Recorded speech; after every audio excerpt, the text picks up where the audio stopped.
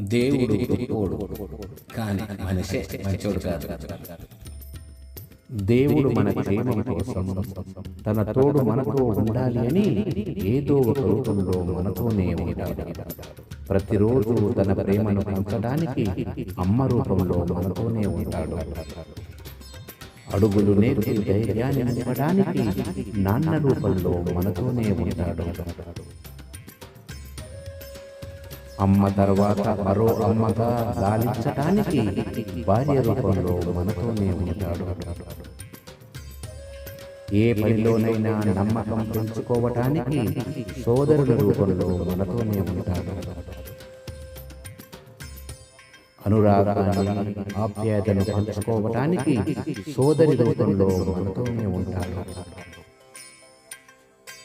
ఒంటరితనాన్ని పోగొట్టి పక్క బలం పెంచుకోవటానికి బంధువుల